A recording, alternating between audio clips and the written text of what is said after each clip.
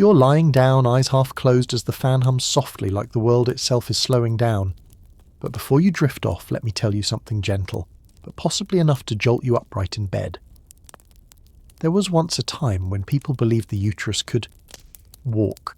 No, not metaphorically like a modern woman forging her own path. I mean literally, walking, wandering, roaming through the body like an uninvited curious guest. Think I'm joking, I'm not.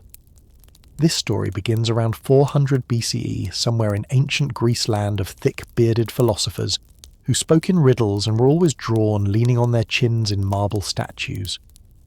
And suddenly, something stirs in you, a creeping anxiety. Now imagine this, you're a woman. Something feels off. Your chest feels heavy like someone's pressing down on it. Your heart races like it's fleeing something unseen. Sometimes in the middle of the market you feel like you're evaporating. You think maybe it's just a few nights of bad sleep. Maybe I should see someone. But my friend, this is 400 BCE.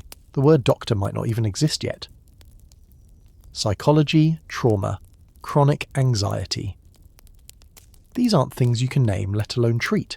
So what is anxiety? It's that tightening in your chest when you wake up on a beautiful morning, but feel no desire to touch the day. It's the way your heart suddenly pounds while you're doing dishes as if someone's about to barge in and punish you for existing wrong. It's the cold whisper in the dark that tells you you're not doing enough, not good enough, not right. But where does it come from? Some say it's a chemical imbalance in the brain. Others believe it's unhealed trauma resurfacing. But maybe anxiety is a perfect internal alarm system embedded in every woman's body. A system that whispers, something isn't right. That this world is placing weights on your shoulders no one should ever have to carry. But let's put that aside for a moment. You're still in ancient times and all you know is you feel strange. So you go to see a physician, an old man who looks like his beard is about to fall off, holding a cup of herbs, eyes shimmering with knowledge. You tell him about the racing heart, the restless nights, the feeling of drifting outside your own body. He nods, strokes his beard, looks thoughtful, and then with the confidence of someone channeling Apollo himself, he declares, "Your womb is wandering." You blink. "Excuse me, what, can't you just say I caught a fever?" But no, he's serious, dead serious. And it gets better. That theory. It came from Hippocrates, yes, that Hippocrates, the father of Western medicine, the guy every medical student still swears an oath to. And he believed that if a woman got too emotional, too sensitive, or went too long without well intimacy, her uterus would get bored and leave. It would swim upward toward the chest, crawl down toward the feet, slide past the liver, camp out in the lungs, like it was apartment hunting for a better view. And everything you were feeling, the heart pounding, dizziness, trembling, shortness of breath, wasn't stress, wasn't exhaustion, wasn't unspoken grief. It was a travelling uterus. You might be thinking, why not just write a sci-fi novel? But to them this wasn't fiction. This was science. Serious structured diagnostic science. And now for the treatment, not therapy, not rest, not a beach walk or calming music. Nope. They burned garlic. You'd lie down. They'd wave sweet-smelling herbs over your lower body and then near your nose, the worst smells imaginable: burnt garlic, tree resin, sometimes even dried animal dung. The goal, to lure your uterus back home, like a game of hide-and-seek with an internal organ. So there you were, lying in a smoky room, eyes stinging, choked by sacred chants in ancient Greek, while the priest-physician waved incense like he was performing an exorcism for your uterus. All in the name of science, or what passed for science back then, which, let's be honest, was often fan fiction powered by imagination. And in a world where women couldn't vote, couldn't own land, couldn't even wear pants seriously, this was the only explanation they had for your suffering. No one asked if you'd lost a child, no one asked what broke your heart. They just saw your pain and called it hysteria. Anxiety, no. Sadness, nope. Just a misbehaving uterus, out for a stroll. See, from the very beginning, women weren't silenced because they had nothing to say, they were silenced because no one truly listened. And that, dear one, is how silence begins, not from the mouth, but from a system so certain that your pain isn't an emotion, but the side effect of an organ with a personality. As if blaming everything on a wandering womb wasn't absurd enough, ancient Rome gilded the confusion further by declaring that anxious women were simply victims of an unemployed uterus. A uterus in need of urgent employment, get married, bear children, and keep bearing them. as if reproduction were a multi-purpose therapy curing heart palpitations, easing insomnia, and maybe even softening the past. But as the bloody superstition of antiquity dried in the sun of time, we entered the Middle Ages, where uncertainty turned into full-blown mysticism. The uterus was no longer believed to roam, but the woman's soul was now said to be the hideout of demons, trembling from anxiety, weeping at night from unnamed fears. Sorry, miss. That's not a nervous disorder anymore, that's the devil. They looked at you as if you were a mobile gate to hell. And when your hands trembled during Mass or your eyes stayed wet too long after a death in the family, someone would whisper to the priest, "She doesn't seem quite right." And just like that, you transformed from wife-daughter-neighbour into a suspect of darkness. Treatment? Not wine, not music, but holy water and sacred fire, where every path to healing might end in a cold well or a warm stake. If lucky, the monastery would become your cage. There you'd fast for the purity of your soul, pray until your neck stiffened, and be forced to believe that your feelings were sins, not perfectly reasonable responses to a world far too harsh. And when you collapsed in church from anxiety, they'd press a cross to your forehead to see if you flinched. If the cold metal made you shiver, congratulations. You qualified to be tied up, stripped of livestock, and purified in the fire of communal righteousness. No need to speak, no one would hear, because now you weren't someone in pain. You were a symbol, a symptom, a scapegoat, a nail in the wall to hang all the sins no one dared admit. And the real tragedy, you weren't mad. You weren't dangerous. You weren't a witch or a demon. You were just trying to survive a long night with a broken heart, to breathe through thick walls, to not fall apart before morning. But you trembled, and in a society that prized unwavering faith more than fragile feelings, trembling was unforgivable. So we continue breathless, relentless, sliding along a red thread through centuries of superstition, where women didn't need to sin to be punished, didn't need to cry for help, to be silenced, only needed to feel. And then when the fires of the Middle Ages faded, light seemed to return. The Renaissance. The dawn of reason. The era of Michelangelo carving muscle into marble, of Leonardo sketching wings into being of light geometry and the golden ratio. But don't be fooled, friend. That light didn't reach a woman's heart. No, it was a selective light. One that shone only on the foreheads of gifted men, while women remained locked in the shadows of their rooms, still told to stop reading, stop thinking, stop crying. Because if you read too much, you might begin to think. If you think too much, you might begin to understand. If you understand too much, you might begin to demand. And no one wanted a woman who demanded. They wanted you beautiful, silent, sad enough to write poetry, but not enough to truly weep, depressed. Probably because you're unmarried, too anxious. Maybe you haven't had children yet, exhausted from sleepless nights. Clearly your uterus hasn't been properly activated. So the prescription was simple. Marry immediately, bear children as soon as possible, regulate your womb to regulate your feelings. As if your heart was a misaligned radiator waiting for someone to twist the right valve. And if after all that, after the wedding, after the baby, after the long nights of blank smiling beside your husband, you still felt empty, then congratulations. You qualified for the Renaissance's next level of humane treatment leeches. Yes, leeches. Little creatures that suction themselves to you and suck every drop of sorrow from your skin one by one. To doctors of the time, emotions lived in blood. So if you cried, panicked, unravelled, you weren't heartbroken. You were overfilled. And the cure, drain it. No leeches. No problem. We have horn cupping, boiling poultices, and if you were elite, a trip to the countryside for rest, which meant isolation. From books, from thought, from deep conversation. Because a woman who thinks too much is just as dangerous as a man who thinks too freely. See, the Renaissance adored beauty, worshipped symmetry, and obsessed over golden proportions, but it had no equation for a woman kept awake by sadness. They could measure the ideal length of a man's arm, but had no instrument to measure the grief of a woman unheard. So they wrapped these women in silk, shut them behind heavy wooden doors, and labelled them with elegant terms like nervous disorders. Sounds refined, but really it was a genteel way of saying she's feeling things at inconvenient times. You think the 17th and 18th centuries were the age of equality and freedom only if you were a man. Why? Because while Newton was defining gravity, women were being told they had too many nerves. Not metaphorically, literally. Sad, overactive nerves. Anxious imagination too rich. In despair, a biological fault. Certainly not because your husband hit you or because society treated you like a decorative object that cried. And so the doctors, now powdered, wigged and solemn as if they'd just discovered God's secrets, introduced a new, oh-so-genteel term, nervous ladies. Sounds gentle, refined, but really just a classy way to say too difficult to deal with properly. Insomnia from anxiety. Laudanum, a soothing cocktail of alcohol and opium, perfect to calm you and keep you silent. Still feeling another dose, tearful over poetry. Stop reading. Angry when disrespected. Don't speak. Dare to challenge a belief. Don't think. Because thought is the shortest route to disorder, and a woman in disorder spoils the atmosphere. So Enlightenment-era care was sleep as much as possible, speak as little as possible, and never ever believe you deserve healing. Rich, you're sent to a rest home with maids, mint tea and walls thick enough to keep out the word freedom. Poor you endure.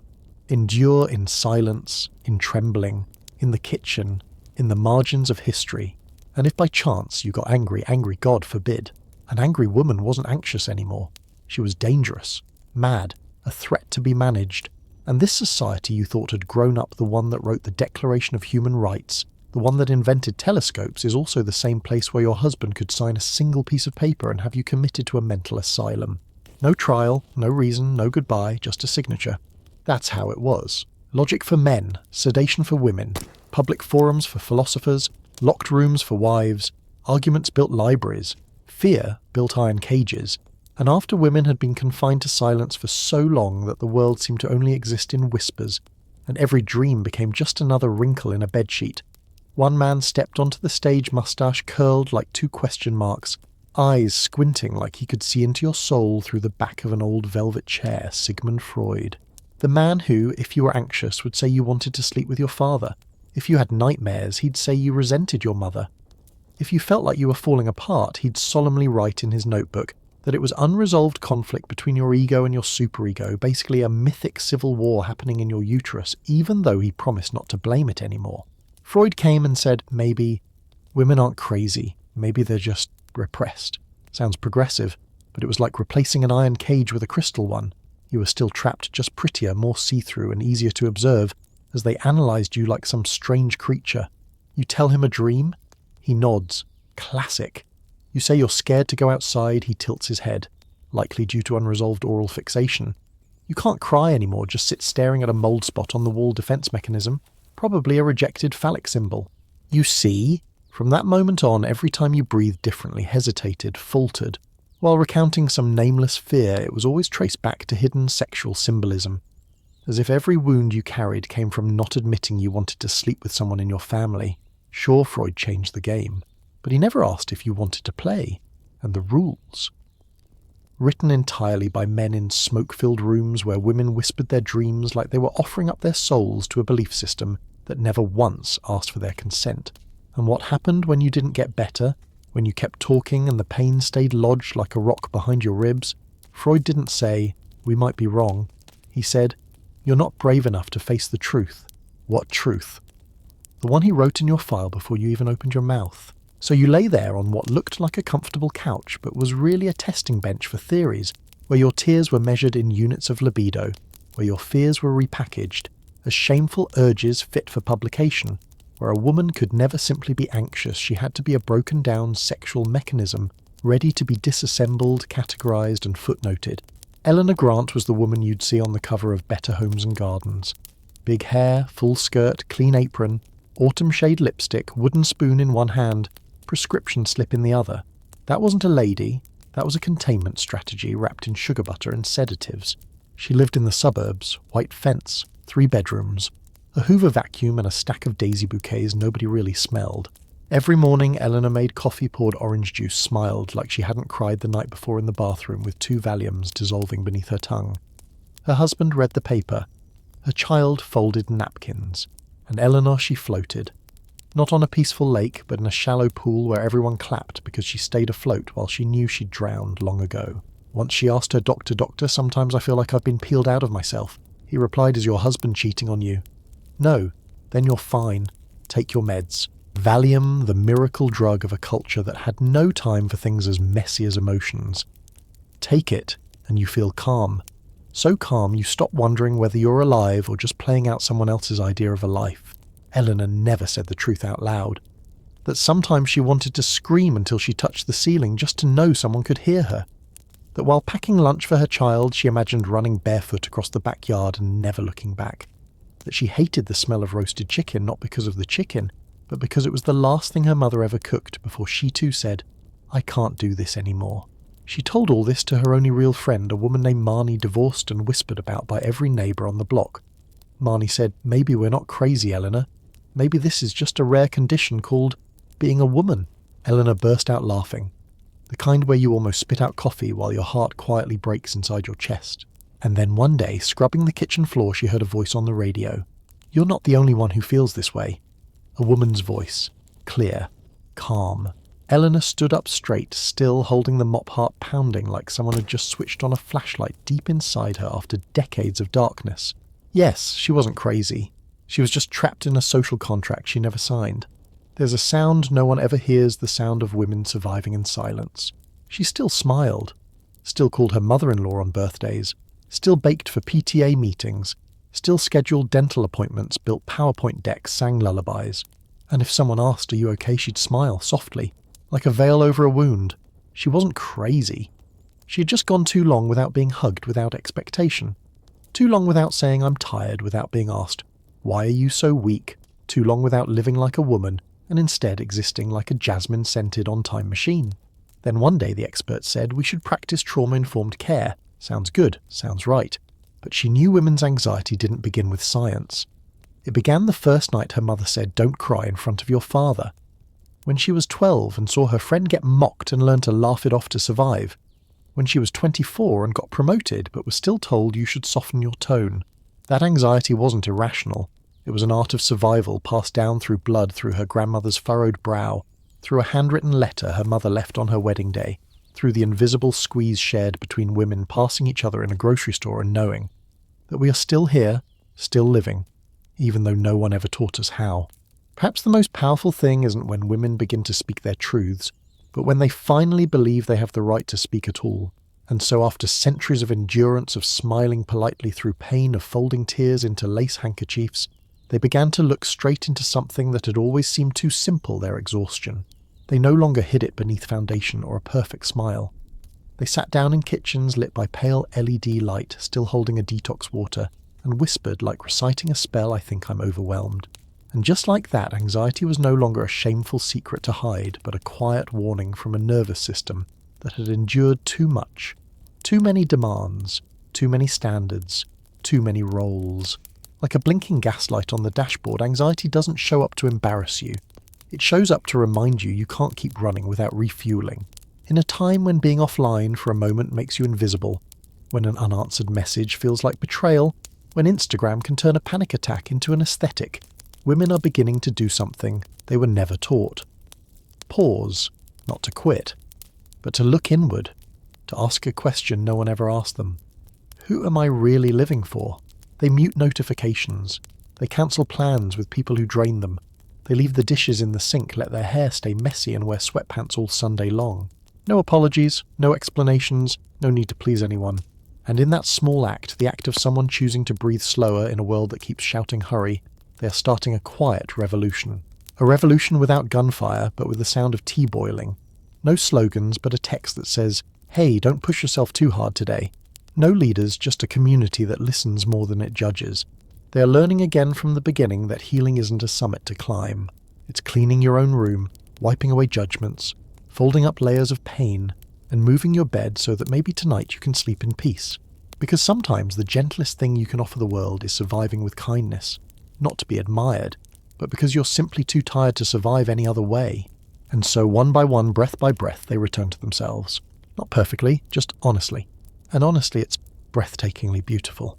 Dear one, if you're still awake, if you're hearing this in a room filled only with the soft hum of a fan and the glow of an amber nightlight, if your heart is still beating a little too fast, if your chest still feels uneasy, know this, you are not alone. You are part of a lineage of women who have felt anxiety in the most literal sense for thousands of years. From young Egyptian girls gasping in childbirth, to 1960s housewives holding back sobs while pouring coffee for their husbands. All of them trembled, stumbled, were told they were crazy, weak, too much.